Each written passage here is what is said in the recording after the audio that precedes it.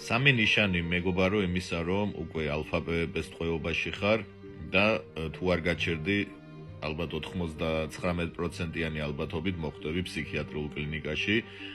პირველი ეს არის, დაგეწყო უკვე დევნის მანია, გამუდმებით სახლში თუ მოიხმარ, ლაპარაკობ ჩუმად, სულ გამუდმებით ფანჯარაში იყურები, ან ეგრეთ წოდებულ კაზოქში იყურები. და სულ იმის შიში და მოლოდინი გაქვს, რომ ეხა პოლიცია მოვა, ეხა დაგიჭერენ და ეხა რაღაც ასწაული მოხდება შენს თავს.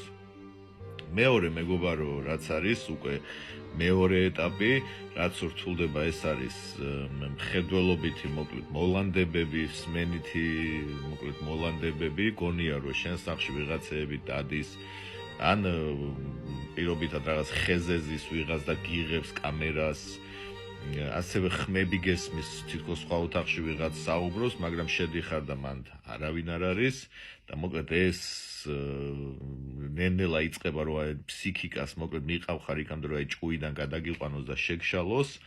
და მესამე მეგობარო, რაც არის, უკვე ეჭვიანობა გეწყება შენს ახლობლებზე, ოჯახის წევრებზე, მეუღლეზე, მშობლებზე, ძმაზე, დაზე, მოკლედ არა აქვს მნიშვნელობა. ყველაზე ეჭვიანობ და შესაბამისად ეს ეჭვიანობა იწევს აგრესიას. ამიტომ მეგობარო, თუ უკვე ეს სამი რაღაცა დაგეწყო, ჩემი რეკომენდაცია იქნება, რომ სასწრაფოდ მიმართო პირველი ნარკოლოგიურ კლინიკას, სავარაუდოდ ალბათ 10 დღემდე დაგჭირდება ნარკოლოგიურ კლინიკაში მოთავსება, რომ ზოგადად ამ მდგომარეობიდან გამოგიყვანონ. და მინიმუმ თვენახევარი რეაბილიტაცია დაგჭირდება, იმიტომ რომ ეს ნარკოტიკი, რაც არის ალფა-პპ, ისეთი საშინელი ტოლვა აქვს, ანუ აკვიატებული სურვილი აქვს, რომ ერთხელ მოწიო ან გაიკეთო, მიუხედავად ყველაფრისა, აი ამ ყველაფერი საშინელებისა, მაინც ეწყება სურვილი, რომ 100-დან 99% ადამიანები ამას მარტო თავისით ვერ ლახავენ და ისე უბრუნდებიან მოხმარებას. ამიტომ გჭირდება რეაბილიტაცია, ის დახურული უსაფრთხო გარემო, სადაც ყველა სირთულეებს გაგატარებენ კონსულტანტები.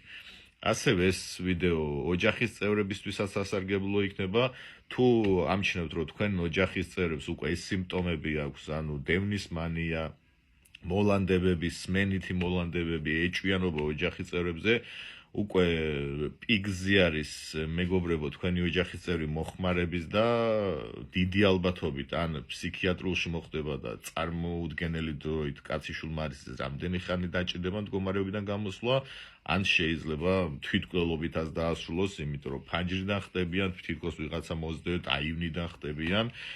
ამიტომ კიდევ სანამ რაღაცა არ მიიყვანა თავი იმ დონემდე, რომ აი ხა რაც ჩამოვთვალე, რომ ამ ფსიქიატრიულში მოხდება, ან საკუთარ თავს დააზიანებს, ჯობს რაღაც ზომებს მიმართოთ, დაიწყოთ ნარკოლოგიურით და შემდეგ აუცილებლად დაჭირდება რეაბილიტაციური კლინიკა.